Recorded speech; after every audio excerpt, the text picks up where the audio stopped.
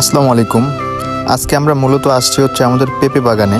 তো ভিডিওর থাম্বনেল দেখে হয়তো অনেকে বুঝতে পেরেছেন যে আজকের ভিডিওটা কি নিয়ে হতে যাচ্ছে। কাকা, এটা হচ্ছে আমাদের বাগানের সবচেয়ে ছোট পেঁপের চারা। দেখো, এই পেঁপে গাছেও ফুল আসছে। তো প্রথমে বলে রাখছি যে আমাদের আসলে বাড়ি এবং বাড়ির পিছনে যে বাগানগুলো রয়েছে সেই বাগানে হচ্ছে বেশ কিছু আপনার পেঁপে গাছ রয়েছে। তো এই পেঁপে গাছ মূলত হচ্ছে হাইব্রিড জাতের পেঁপে গাছগুলা।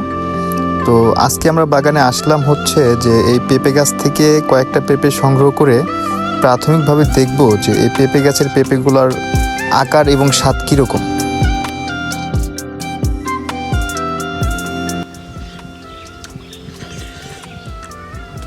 পেঁপে আছে মিষ্টি কাকা।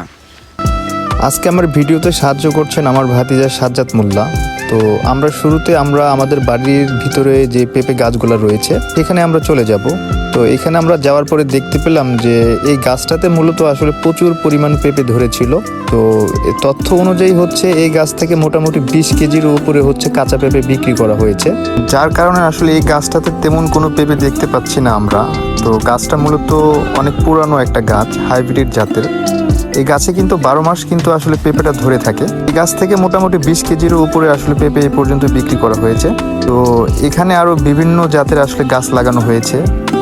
তো দেখতে পাচ্ছি এখানে কিন্তু আম গাছ রয়েছে, তারপরে কাঁঠাল গাছ এবং হচ্ছে কাঁচা হলুদের চারাও কিন্তু এখানে দেখতে পাচ্ছি। তো বিভিন্ন আসলে টাইপের শাক সবজির গাছ দিয়ে কিন্তু আসলে বাড়ির সামনের বাগানটা আসলে তৈরি করা হয়েছে।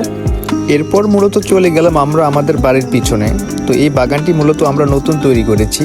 এই বাগানের কিন্তু রাস্তার পাশ দিয়ে আমি কলা গাছ, বিভিন্ন ধরনের কলা গাছ কিন্তু এখানে লাগিয়েছি। আর বিভিন্ন জাতের কলা গাছের মধ্যে কিন্তু এখানে হচ্ছে আপনার সবজি কলা, কবরি কলা এবং আনাজি কলা এবং সাগর কলা কিন্তু রয়েছে। এরপরে কিন্তু সাইড দিয়ে আমি অনেক পরিমাণের হচ্ছে আপনার হাইব্রিড জাতের পেঁপের চারা লাগিয়েছিলাম। এখানে যে গাছটা দেখতে পাচ্ছেন এই গাছ থেকে আসলে বিপুল পরিমাণে পেঁপে আমরা সংগ্রহ করেছি। তো যার কারণে এই গাছটাতে কিন্তু এভাবে কোনো পেঁপে নেই। কাকা, এটা হচ্ছে আমাদের বাগানের সবচেয়ে ছোট পেঁপের চারা। দেখো, এই পেঁপে গাছেও ফুল আসছে। আর এরপরে হচ্ছে আমার সবজি কলার পাশে যে পেঁপের চারাটা দেখতে পাচ্ছেন, এটিও একটি হাইব্রিড জাতের পেঁপের চারা। এই গাছটিতেও পেঁপে ধরেছে প্রচুর পরিমাণে, কিন্তু এখন পর্যন্ত পেঁপেগুলো বড় হয়নি। আর এই দিক থেকে যে বড় বড় দুইটি পেঁপের চারা দেখা যাচ্ছে, এটি মূলত অনেক পুরাতন আমার দুইটি পেঁপের চারা। এগুলো হাইব্রিড জাতের। এই দুইটি পেঁপের চারা থেকে কিন্তু আমরা বিপুল পরিমাণে পেঁপে কিন্তু সংগ্রহ করেছি, যার কারণে আসলে এই পেঁপে গাছ দুটোতে কিন্তু পেঁপে নেই। এরপর মূলত আমাদের বাগান থেকে একটি নতুন হাইব্রিড জাতের পেঁপে গাছ থেকে একটি পেঁপে সংগ্রহ করলাম। এরপর সংগ্রহ করা পেঁপেটি আসলে আমরা পরীক্ষামূলকভাবে আসলে কেটে দেখব যে আসলে এই পেঁপের স্বাদ এবং রং কীরকম।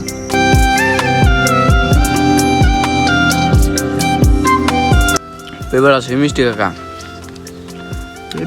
আপনারা হয়তো অনেকেই প্রশ্ন করতে পারেন যে আমার বাগানে পেঁপে গাছের চারা এত কম কেন।